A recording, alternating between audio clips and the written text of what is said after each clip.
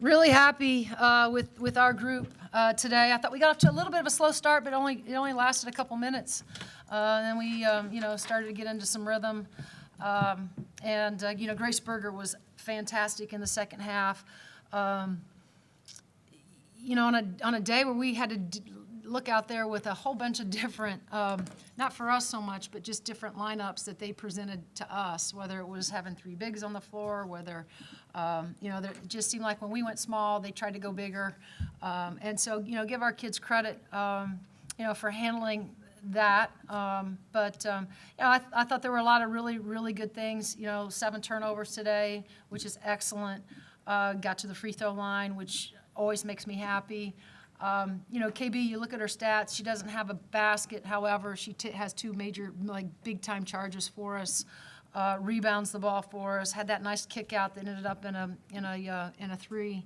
I could go through every one of them, and they gave us something. And so, great win against an opponent that just knocked off Michigan the other night. So, give our kids credit for showing up in a big kind of way and getting a big win today. Skip, go ahead. Coach, congratulations on the win. Thanks, Skip. Last year, the Big Ten tournament, obviously, Clouden took you for 30. There was no answer. It seemed to take a community guarding her today. You held her to, I think, 10. Yeah. Was that the game plan going in, or was that just game day decisions? No, she is terrific. She's going to be a top 5, probably top 5-10 draft pick without question. She's really, she's a pro. We talked for the last 2 days in our prep, Skip, just about we have to crowd her every time that she looks up, at the basket, is willing to put the ball on the floor and or shoot that thing. But really, if she's going to attack, we talked about showing hard on the elbows. We didn't feel like we could leave back, but we felt like between Zero and our post players, we really had to just crowd her as much as we could. And again, some of that was her early foul trouble. I think, really impacted her in the second half. I don't know that, she still remained aggressive, but, she certainly, I think, was out of her rhythm. And I think a lot of that had to do with us defensively, but also I think mentally, her being in foul trouble, can always do a number on you. But she's fantastic, and, we obviously have a tremendous amount of respect for her, and we thought that would be the key today. One of our keys was, how can we all help who's ever guarding her, whether it was Allie, all 5 of us have to guard Nia Clouden today. Seth in the front. It's funny you mentioned, mentally with her, because, you could kind of tell early on that she was getting frustrated by the way you were crowding her. Right. And obviously you want to limit the good looks that a player like that has, but is the mental aspect of that just as important to, try to take her out of her? Well, I think so.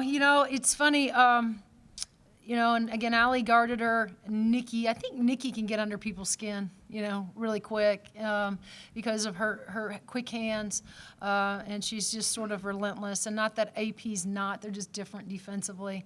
But I do think you have to be a little. You have to, there's maybe you have to play a little less aggressive when you're dealing with foul trouble, right? And because you want to stay on the floor. So I think everything, and I do think that the aggression impacts both sides of the ball. And I thought that's what, happened perhaps to her, tonight. But don't get me wrong, I think we had a lot to do with that. I thought our kids did a great job guarding her. Question in the back, Kyle. Hey, Coach, congratulations on the big win today. Big IU weekend. I'd ask your players here, what's it like, the fans? IU's playing both places, on the road and at home, but right. You got fans here, and fan support all season. Kim Mulkey was on LSU this week about fan support, but what do you say to these IU fans that come out and support your team? Well, what I say to them is that we're so grateful, and we appreciate, Hoosier Nation, whether they're there's enough of them, right, that, we can spread the love with men's and women's basketball. I do think when we made our run in the NIT, we obviously gained more fans here in Bloomington. And, I just think that, whether it's you're driving from Indy or you're just here in Bloomington, I think that our community has a fondness, for Indiana women's basketball, and has everything to do with those kids and the players, and I think in how hard they play, and in how we have a terrific talented group, and I think they all appreciate. And it's just right now, I think the most frustrating thing for us in this virus thing is dealing with this is that we're normally on the floor for 20 minutes after a game, meeting, talking to our fans, autographs and photos. And I know our fans have missed that, but I think our kids miss that as well. They miss the, just engaging right in our community and inviting those folks back. So it's great. It's good stuff. Thanks, Coach. Yep. Ari? Can you talk about, you've had all these schedule changes, you've got this, and then they added the other Iowa game. First off, is that hard to have all the schedule changes? And second, were you all surprised that they rescheduled the Iowa game rather than the Rutgers game? And do you know if there's going to be any more games added? I think there's not going to be any more games added, Ari. One of the things that, I've come to realize is that I have no say in what games are going to be rescheduled and when they're going to be rescheduled and how they're going to be rescheduled. I think the Big Ten has just tried to do the best that they can in terms of getting some of our games that we lost to COVID, back on our schedule. And I'm not mad. I think we're really happy that we're playing. Just that 15 days off was hard for this group, and I think everybody's just really grateful and happy to be back on the floor. We'll play whenever they tell us to. Kelsey and then Evan. Mackenzie Holmes wasn't out there tonight, but she was on the bench offering high fives. I know there was a big play that happened in hype just to keep spirits up. And Allie mentioned that she's been particularly helpful with Keandra and Ariel. Right. What has she really meant, both on the bench during games and just in practice as she's been absent? Well, I think Mac has certainly become, one of our, leaders, right, on our team, because of her production on and off the floor. But, when Mac got hurt, I think one of the things we challenged Mac with, I know, is that there's still a role for you to play until you can get back on the floor. And that's to instill good juice and enthusiasm and energy, to the post players, and particularly KB, who's being thrust into a starting position. But that's just all of our kids. They pour into one another, whether it's Allie Patberg pouring into Mackenzie when she got hurt, or Mackenzie pouring into KB, just to help her, prepare her for Big Ten play. Again, I have to talk about them as a collective group because they're all like that. And so I'm not surprised that, you watch KB high-fiving and talking to KB. That's just who they are as people. That's who we are as a team. And our chemistry in the last couple of years has been off the charts, really good. Evan. Yeah, Grace scored 17 points in the third quarter, outscored the entire Michigan State roster. What did you see from her that quarter, and is there a certain point where you kind of switch the game plan to try to get her the ball more? She was cooking, right? She was cooking. I think we just tried to let Grace be Grace. There was some play calling going on the sideline, but at some point you just allow them to play. And Grace is really high IQ. She always understands who's guarding her, whether it's a post player, whether it's a guard. It was nice to see her have a game like tonight or today, because she's obviously been productive, but. I didn't think that they'd had an answer for her, in the second half. And that was just Grace, as I say, Grace being Grace. Seth and then Haley. I thought Allie had a good answer to this, but I want to get your take on it too. This isn't the first game you played this year where your defense has kind of kept you in the game and kept you in the lead while your offense has taken a bit to kind of settle in. What is it about the way your team defends that allows you to play like that?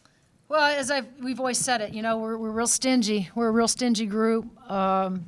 We believe that our preparation will put us in a position to be successful. So whether it's our scouting report, whether it's our walkthrough, tendencies, basically how are we going to guard Nia Clouden? How are we going to guard Eck? And they're very specific. We don't go out and say we're just going to guard the ball screen action this way. We're going to guard a pin down this way. I mean, it's all very specific. So one, I think it says a lot about the intelligence of our players. But I think more than anything, it just it says a lot about their toughness and what they believe. That on nights where you're right, especially in the first half, it seemed like offense we got great shots. We weren't falling.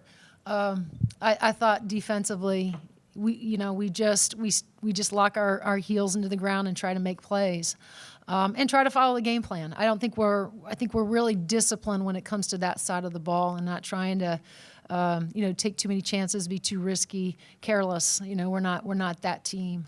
But I think our kids have really grown to love the fact that we do hang our hat on that side. In a day and age where everybody wants to score, everybody wants to run, everybody wants to shoot threes, everybody wants to dunk. The idea of just being good defensively is sort of gone to the side.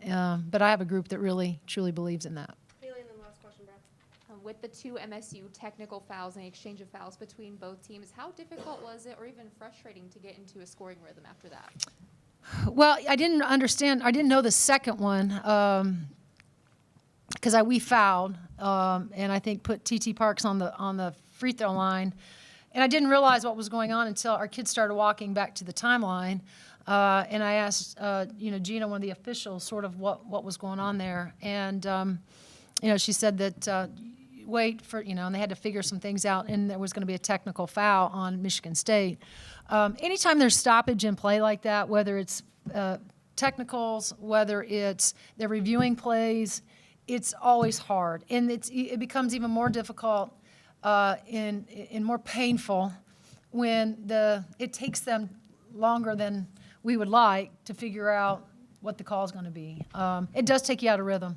I like that you can go back and you can review calls, but sometimes I don't like that, because I do think we have to make a quick decision because it can quickly take you out of rhythm, and it's hard. It's hard for your players when there's a lot of stoppage in plays, whether it's that and/or whether it's a lot of fouls being called. It can always take you out of rhythm. So, but I was happy, I suppose, when I was kind of questioning, like, what's going on? And she said, I think you're going to like the call, once I get back to you. So, yeah. But to answer your question, it always it does take you out of rhythm a little. All right, last question. The Big Ten in women's basketball has been kind of the toughest or one of the most well played in women's basketball right now. How proud of you of this team to be consistent and always be prepared every single game when you're facing a tough team every single night? Sure. Well, obviously we as a staff we're really proud of our group, and I'm glad that you mentioned the Big Ten as a whole because it's one of the best conferences in the country. And we're always fighting, it seems like, for more respect nationally because it is so good. But, to say that absolutely we're proud of our group, just their willingness to come in every day and just work and do what we ask them to do. And oh, by the way, they're fun. They're a fun group to be around. And we have a lot of laughter, whether it's outside of practice and just being together. So it's more than, just the wins. I mean, it's the time with these guys.